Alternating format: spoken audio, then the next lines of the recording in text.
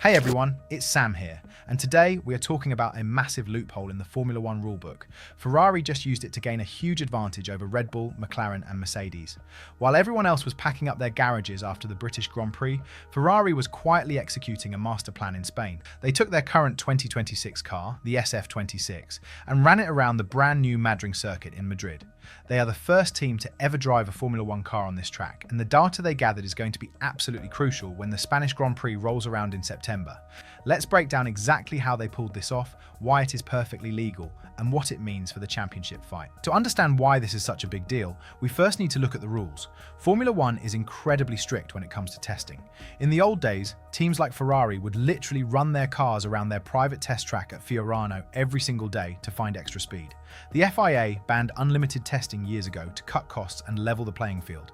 Today, if a team wants to test an old car, they have to follow the testing of previous cars regulations, also known as TPC. And the FIA recently tightened these rules specifically to stop teams from gaining an unfair advantage at new circuits. If a track was not on the Formula One calendar the previous year, you are strictly forbidden from doing a private TPC test there.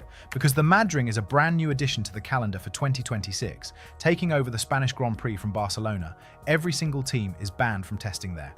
Ferrari found a brilliant workaround: the promotional filming day. Every team on the grid is allowed 2 filming days per year. These days are meant for shooting commercials, getting footage for sponsors, and taking PR photos. The rules for filming days are very specific. You are limited to exactly 200 kilometers of running, and you must use special, super hard Pirelli demonstration tyres instead of the actual racing rubber. But here is the crucial part: filming days are completely exempt from the venue restrictions that apply to private testing. Because it is officially classed as a promotional event, you can do it anywhere you want. Ferrari used their first filming day back in April at Monza to shake down some new upgrades before the Miami Grand Prix. They saved their second and final filming day of the year specifically for this moment. On Thursday, July 9th, Charles Leclerc and Lewis Hamilton took turns driving the SF26 around the Madrid. Even though they were limited to 200 kilometers and had to use demo tires, the data they collected is priceless. When you go to a brand new track, the simulators back at the factory are only guessing. They do not know exactly how abrasive the asphalt is, they do not know the exact profile of the curbs, and they do not know how the bumps will affect the ride height of the car. In the current ground effect era of Formula One, getting the ride height wrong by just a few millimeters can completely ruin your aerodynamics. By physically running the car on the track, Ferrari's engineers now have real-world sensor data. They know exactly how the SF26 behaves over the bumps, and they know exactly how stiff they need to run the suspension. When Friday practice begins at the Spanish Grand Prix in September, every other team will be starting from zero, trying to figure out their baseline setup. Ferrari will already have their homework done. But the biggest advantage Ferrari gained from this filming day is understanding La Monumental. If you have not seen the layout for the new Madrid circuit yet, La Monumental is going to be the most talked about corner of the year. It is a massive sweeping curve that stretches for 550 meters, and it features a staggering 24-degree banking. To give you an idea of how extreme that is, the famous banked corners at Zandvoort are 18 degrees. The banking at the Indianapolis Motor Speedway is just over 9 degrees. A 24-degree banked corner is going to put immense crushing loads on the cars and the tyres. When a Formula One car goes through a corner with that much banking at high speed, the centrifugal forces push the car violently down into the track. If your suspension is too soft, the floor of the car will smash against the asphalt. This not only destroys the wooden plank under the car, which can lead to a disqualification, but it also completely stalls the aerodynamics under the floor, causing a sudden and massive loss of grip. To survive La Monumental, teams are going to have to run their cars stiffer and higher than they normally would. But if you run the car too high, you lose downforce on the rest of the lap. Finding the perfect compromise is going to be a nightmare for the engineers. Ferrari now has actual data on how the SF26 compresses through La Monumental. They know exactly what ride height they need to run to survive the banking, without sacrificing too much speed on the straights. Every other team will have to guess those numbers in the simulator. And the craziest part of this entire story, Ferrari did not even have to pay for it. In the era of the budget cap, every single dollar a team spends is heavily scrutinized. Track time is incredibly expensive. You have to pay to rent the circuit, pay for the logistics of getting the team there, and pay for the operational costs of running the car. But according to reports, the organisers of the Madrid actually invited Ferrari to do this filming day, and they covered all the costs. Because the host promoter absorbed the expenses, it does not hit Ferrari's cost cap in the same way a normal test would.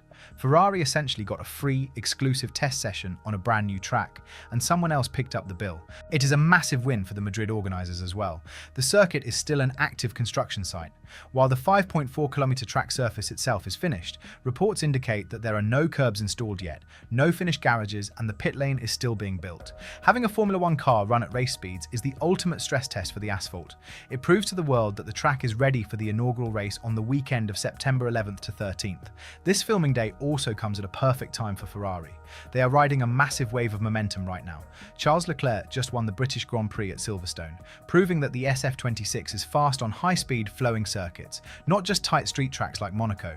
Lewis Hamilton also secured a podium finish in third place, showing that both drivers are extracting the maximum performance from the car.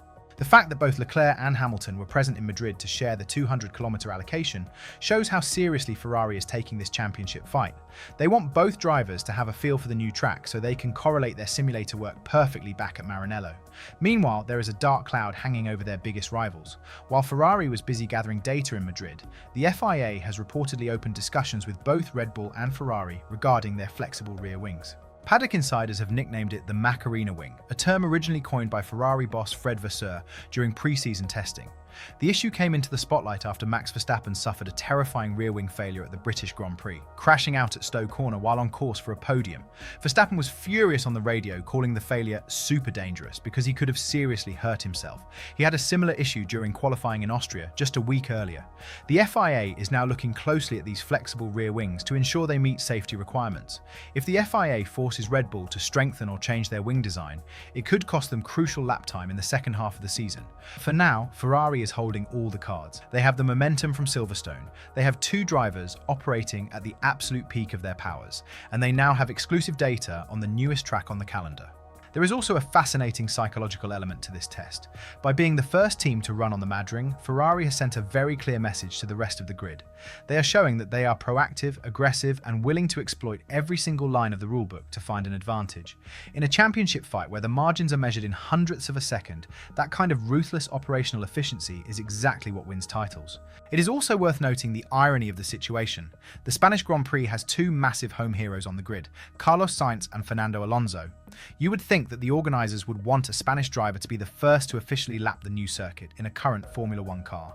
Sainz did do a promotional run in an old Williams earlier this year, and he drove a Ford Mustang around the track, but it was Ferrari, an Italian team with a Monegasque and a British driver, who got the ultimate honour of the first proper F1 laps. When the Formula One circus rolls into Madrid this September, every team will be starting from zero, except Ferrari. They have already done their homework, and it might just be the advantage they need to secure a crucial victory on Spanish soil. What do you guys think of Ferrari's sneaky filming day? Is it a brilliant strategic move, or should the FIA close the loophole before other teams start doing the same thing? And do you think this head start will actually translate into a win at the Spanish Grand Prix in September?